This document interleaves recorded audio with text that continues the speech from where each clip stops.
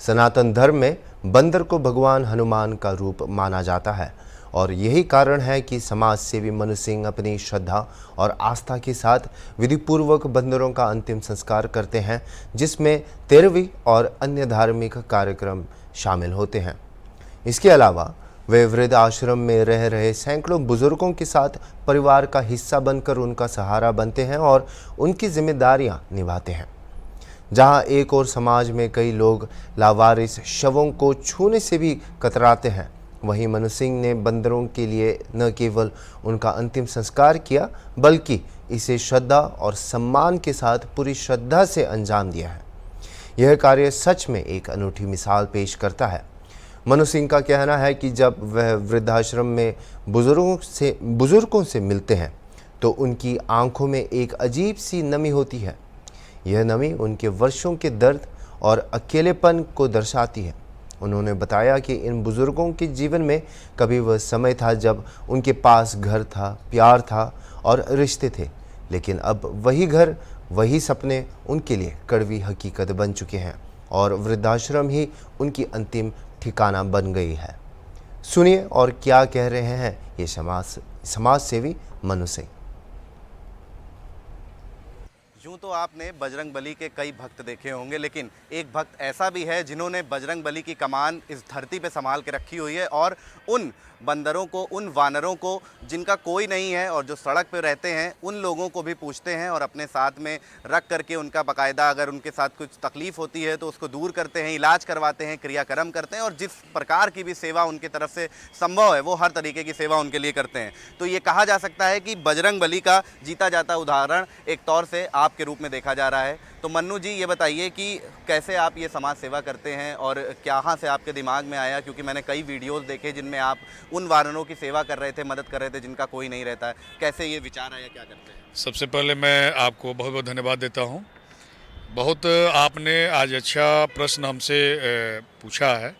तो आपके चैनल के माध्यम से बता दूं कि हम मानव हैं और हम लोग सनातनी हैं। आपने देखा होगा कि लंका पर विजय फतह करने के लिए जो सेना गई थी, अगर बजरंग बली की उस सेना को अगर कोई तकलीफ, कोई परेशानी, अगर कोई घटना घटित हो जाए, अगर हम उनके लिए 2 कदम न चल के और उनको उस तरीके से विधि विधान से लास्ट तक न पहुंचाए तो फिर हमको मानव जन्म में जन्म लेना ही बेकार है। हमारे क्षेत्र में कहीं भी मैं बता दूं कि अगर किसी भी बजरंग बली की सेना बंदर महाराज की, चाहे करंट के माध्यम से, चाहे जंगली जानवरों के माध्यम से, कुत्तों के, चाहे कोई किसी माध्यम से अगर मृत्यु हो जाती है, हमें तुरंत फ़ोन आता है, मन्नू भैया यहाँ पर एक बंदर की मृत्यु हुई है, और मैं चल के जाता हूँ और हिंदू विधि विधान द्वारा मैं उन्हें, जो एक हिंदू का जो ये होता है, मैं उस विधि विधान द्वारा जो है बिल्कुल ये करने के बाद और 13 भी करता हूँ। और इस तरीके से मतलब हमारे क्षेत्र की सम्मानित जनता भी हमारे साथ ऐसे अच्छे कार्य में भी सम्मिलित होती है। बड़ी बात कही आपने, रीति रिवाज के साथ उनका क्रियाक्रम करते हैं और 13 भी करते हैं। इतने उच्च विचार आपके दिमाग में आया कैसे? क्योंकि अमूमन देखा जाता है इंसान सड़क पे इंसान को छोड़ देता है, लेकिन आपके जानवर के प्रति इतनी भावना है। देखिए, अभी मैं बता दूं कि कहीं ना कहीं एक ईश्वर की आस्था है और कहा जाता है कि जहाँ पे आस्था है उलझनों में भी रास्ता है। बजरंग बली को मैं बता दूं 2015 से मेरे क्षेत्र में 2015 में बहुत बड़ा जो है बजरंग बली की एक मूर्ति की पूजा करने के लिए बहुत बड़ा दंगा हो गया था, बहुत बड़ा विवाद हुआ। और सौभाग्य की बात है कि हमारे आज जो मुख्यमंत्री हैं योगी आदित्यनाथ जी महाराज, उस समय गोरखपुर सांसद रहा करते थे, उनके कृपा से और उनके सानिध्य से वो हमारा जो महावीरी झंडा कार्यक्रम संचालित होने वाला था वो बहुत ही सुंदर तरीके से उस समय मुझे कहाँ से मतलब ये शक्ति आई और मैंने बहुत करीब से बजरंग बली को महसूस किया है। और ये कहना क्या है, ईश्वर कृपा है, ईश्वर कृपा से हम चल रहे हैं। तो अगर मानव तन मिला है तो कुछ अच्छा कर लिया जाए। इन सब चीज़ों के लिए देखते हुए जो है बड़ा आनंद आता है ऐसे कार्य करने में। बिल्कुल बड़ी बात आपने कही, जहाँ आस्था है वहाँ रास्ता है। तो ये बताइए, ये सिर्फ जानवरों के साथ साथ आपकी कई चीज़ें भी सामने आती हैं, जिसमें आप वृद्ध आश्रम भी जाते हैं, वहाँ पे बुज़ुर्गों के पैर धोते हुए आपका एक वीडियो काफ़ी चल रहा था। उसके प्रति क्या सोचते हैं, किस तरह से देखते हैं वृद्धाश्रम में लोग जो अपने माँ बाप को भेज देते हैं? आज मैं बहुत अच्छा आपने क्वेश्चन कही है। मैं बता दूं कि आज वृद्धाश्रम सुनकर ही अजीब फील होता है। कहीं ना कहीं ये जो वृद्ध आश्रम जो चल रहा है, हम भी अपने माता पिता के साथ रहे, हमारे माता पिता भी अपने माता पिता के साथ रहे, लेकिन हमें लगता है कि उनके माता पिता जो हमारे माता पिता हैं वो कभी वृद्धाश्रम का मतलब नाम नहीं सुने होंगे। इंग्लिश मीडियम स्कूल में पढ़ने वाले जो युवा साथी हैं, हमारे जो युवा बच्चे हैं, मैं अभी भी आपके माध्यम से निवेदन करना चाहता हूँ, जो भी छोड़ रखे हैं ना, लाख ऊंचाई पर चले जाइए। ये काल चक्र है, जैसा करोगे वैसा भरोगे। आज ये बताइए, जिन माता पिता को अपने परिवार के साथ रहना चाहिए, जिन अवस्था में हमारे यहाँ पे 60 से 70 ऐसे माता पिता हैं जिनकी बहू डॉक्टर है, लड़का मास्टर है, और वो माता पिता अपना जीवन व्यतीत कर रही हैं एक वृद्धाश्रम में। ये इससे बड़ा दुख की बात, मतलब मैं अब क्या बताऊं, इससे बड़ा दुख की बात कुछ हो ही नहीं सकता है। और मैं बताऊं कि प्रत्येक दिन संख्या बढ़ रही है। क्या मेरा यही इंग्लिश मीडियम विद्यालय है? क्या हमारे विद्यालय में यही शिक्षा दी जा रही है? तो मैं सारे विद्यालयों को भी बता देना चाहता हूं कि शिक्षा से बड़ा उनके विचारधारा, उनका अनुशासन क्या होता है, बच्चों को बताना जरूरी है। नहीं तो आने वाले समय में माता पिता और बच्चों का एक प्रेम क्या होता है, ईश्वर से प्रेम क्या होता है, हमें लगता है कि धीरे धीरे ये समाप्त हो जाएगा। इसलिए मैं आपके माध्यम से बता दूं कि जो वृद्धाश्रम चल रहा है, जिनके भी माता पिता है, प्रयास करें। गलतियां होती है, तमाम माता पिता है, जो भी बुराइयां गलतियां हो, क्षमा करिए। इसलिए क्षमा करिए कि अगर वो नहीं होते तो हम कैसे होते। तो बहुत दुख होता है। आज जिले में मेरे ग्राम सभा गढ़वार के तपोभूमि पर ऐसा पवित्र धाम चल रहा है, मैं धाम कहता हूँ, जहाँ पर जीते जागते हमारे देव तुल्य माता पिता विराजमान है। और मैं हमेशा जाता हूँ अपने मित्रों के साथ। मेरे पास जितनी क्षमता है मैं उनके लिए सदैव समर्पित ही रहता हूँ। जी, बिल्कुल बड़ी बात आपने ये भी कही कि शिक्षा के साथ विचारधारा भी जरूरी है। आप भी एक स्कूल के प्रबंधक हैं, स्कूल संचालित करते हैं, आप अपने स्कूल में किस तरीके से बच्चों को शिक्षा देते हैं? और सबसे बड़ी बात यह निकल के आती है कि शिक्षा के साथ विचारधारा के लिए आपको क्या लगता है कि एक बच्चा जो अपने एजुकेशन पीरियड में रहता है, उसका माइंडसेट उसी टाइम डेवलप होता है और बड़े होकर के वही उसका माइंडसेट रह जाता है। तो उनको आप किस तरीके की विचारधारा की और बच्चों के लिए क्या कहेंगे कि कैसी सीख रखनी चाहिए, और क्या उनको संदेश देंगे कि कैसे वो अपने माँ बाप के साथ इस तरीके का व्यवहार ना करें? देखिए, आज विद्यालय देखा जाए जिनकी संख्या काफ़ी बढ़ चुकी है। मैं किसी विद्यालय की आलोचना नहीं कर रहा हूँ, लेकिन निवेदन तो जरूर करूँगा। आप बच्चों को बुक पढ़ाते हैं, आप बुक पढ़ाते हैं, नोट्स तैयार करवाते हैं, लेकिन संस्कार नहीं बताते हैं। बिल्कुल, बड़े बड़े बस्ते दे दिए जाते हैं। बड़े बड़े बस्ते दे दिया जाता है। बच्चों का संस्कार जो होता है, शिष्टाचार जो होता है, और शिक्षा से बड़ी चीज़ अगर कोई है वो है संस्कार, शिष्टाचार। अगर यह दो चीज़ें बच्चों में समाहित नहीं है तो सारी शिक्षा, आज वही बच्चे हैं जो बड़े बड़े पद पे जा रहे हैं, लेकिन वो सारा धन, वो सारा शिक्षा, वो सब बेकार है। क्योंकि जिन्होंने जन्म दिया, जिन्होंने पाला, और मेरे भी माता पिता हैं, हम एक समय था कि हम लोग एक टाइम भोजन करते थे, सुबह मिलती थी, शाम को मिलेगी कि नहीं।